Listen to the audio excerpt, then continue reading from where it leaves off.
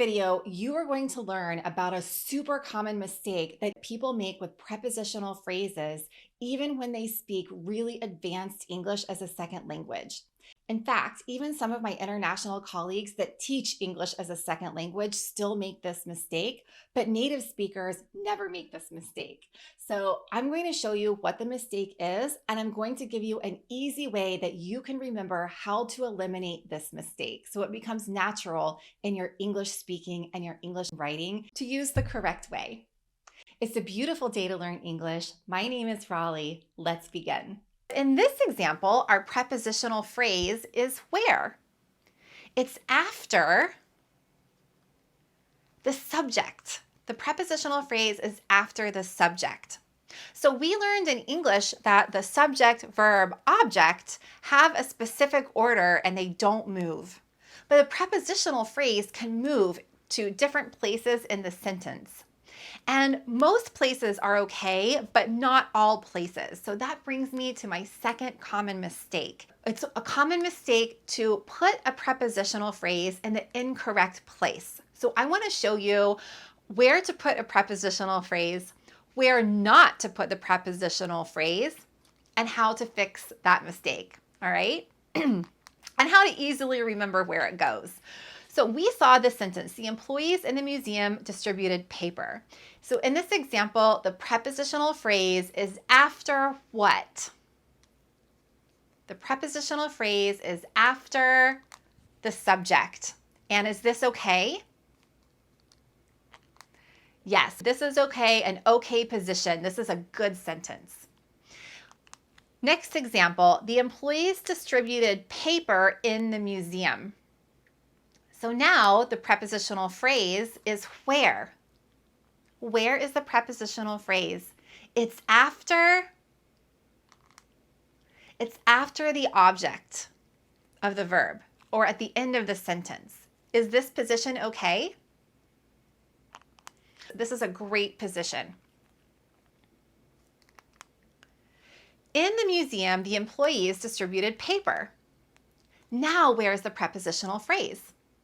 It's before the subject. It's before the subject. And this position is also a great position. It's very common in English to put the prepositional phrase at the beginning of the sentence. Notice that I add some punctuation when I put the prepositional phrase at the beginning of the sentence. What do I have after that prepositional phrase? A comma. Excellent. I have a comma there. Another sentence, the employees distributed in the museum paper. This sentence is an incorrect sentence in English. We do not put the prepositional phrase here. So where is it? Where is the bad location for the prepositional phrase? It's between the verb and the object of the verb. So in English, we never separate the object of the verb from the verb. The object needs a companion. Okay, so the object of the verb needs to stay with its companion, the verb. It's the same if it helps you remember, the object of the preposition needs to stay with the preposition. We don't separate them. So we don't separate objects from their companions, okay? So I'm going to show you a few more sentences and I want you to decide which one is incorrect. So I've got some sentences here. Which one is incorrect? I'll give you a moment to decide.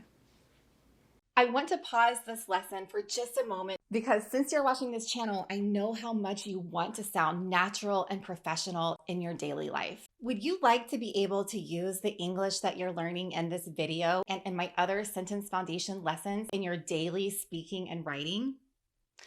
What if I told you that when you watch lessons on YouTube, you only remember about 20 to 30% of the information that you learn? This is because watching videos on YouTube is something called passive learning.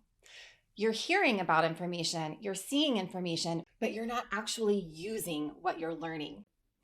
If you want to be able to remember 90% or more, you need to do something called active learning. You can think about the difference between active learning and passive learning like this. Imagine you want to learn to play soccer, and your soccer coach shows you how to kick the ball, and he gives you a lot of technique. Well, maybe you understand what he's saying and it makes sense to you. If you don't ever practice kicking the ball, you're not going to remember most of the techniques that he told you about. Compare that to if the soccer coach shows you how to kick the ball and then you practice kicking the ball. Practicing kicking the ball is active learning. Also, when you try to kick the ball the first time, you might make some mistakes and you might need to make some corrections. It's the same with learning a language. You need active learning in order to really learn and use English in your daily life. So I've developed something I'm so excited to share with you.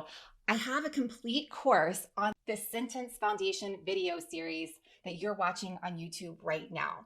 It covers the lessons on nouns, verbs, adjectives, adverbs, subjects, objects of the sentence, prepositional phrases, prepositions, basic English sentence order, and it also helps you correct mistakes that you're probably making if you don't have a good foundation in these things. These include mistakes that some of my international friends, colleagues, and students make even after living in the United States for many years. But native speakers don't make them, so I want to help you clear them up too. Understanding these topics helps people understand every writing lesson and every grammar lesson they ever receive better. It helps them learn more quickly, and it helps them naturally eliminate a lot of the mistakes that they're making.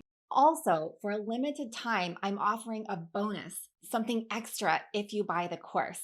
I'm offering you a Zoom video call with me and the other students taking the course. This will give you focused practice with using the language from the course in your English conversation. Correct sentence order, using correct prepositions, putting prepositional phrases in the correct place, making sure that you're not missing the subject or the verb in your sentences, and you will practice understanding and using native level pronunciation with the phrase it's instead of it is or just is. This way, when you go to your next business meeting, you can feel confident that you're able to use the natural professional English from these lessons correctly. You can receive this free Zoom call if you register for the course either by April 11th or before the Zoom video call spots fill up, whichever happens first. So if you're interested in receiving this bonus video call with me, don't wait to buy the course. You can click the link below to find more details and exact dates. So if you're interested in this complete course and being able to use these lessons that you're learning in your daily life, and you want some exercises, some writing practice, some editing practice, and many more videos from me explaining these topics that you can only receive if you buy the course, please click the link below. You can find out more information. I'm so excited to share it with you. So I've got some sentences here. Which one is incorrect? I'll give you a moment to decide.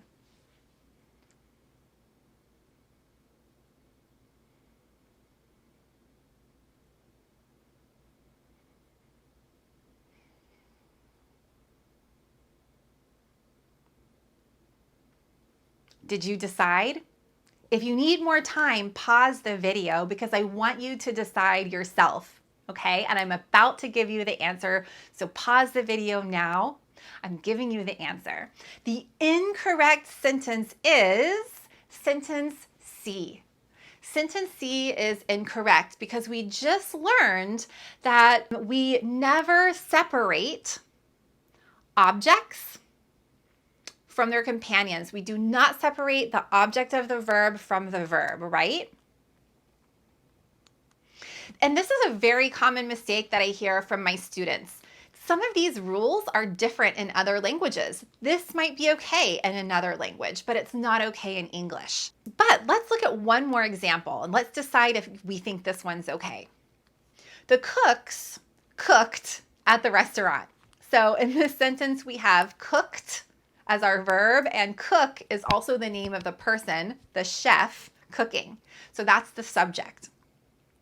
And we don't have an object there. What did the cooks cook? We didn't say. That's okay, right? Because we learned in English, we need a subject and a verb, It's not necessary to always have an object of your verb. So that part is okay. And so is the prepositional phrase there directly after the verb okay? And the answer is yes, this is okay. So if we don't need an object in this sentence, then it's okay to put the prepositional phrase directly after the verb because it's not separating. In this case, it's not separating the object from the verb. There's no object. So we're good here. Fantastic job, everyone. I'm going to show you a couple of other common mistakes that people make when they don't understand this sentence structure and how to fix them. But still, I want you to get some really great practice. So beneath this video, there's a link where you can select, and I will email you a wonderful practice exercise so you can continue practicing. I strongly encourage you to do this because I promise if you can get really comfortable with this and good at this, you will start to easily eliminate really common mistakes in your English writing and in your English speaking. And for the mistakes that you're not automatically eliminating, the grammar lessons and the explanations of mistakes are going to be much easier when you deeply understand how to find these things. So go ahead, click the link. I'll send you some wonderful practice. You can watch this video as many times as you need to solidify your understanding. And also, if you're interested in taking a course with me about verb tenses and more advanced grammar, go ahead and click the link below as well. You can sign up, so I will email you when I release a course. In case you're interested, I can invite you to join. All right, everyone, have a wonderful day. Thanks so much for joining, and I'll see you soon. Bye.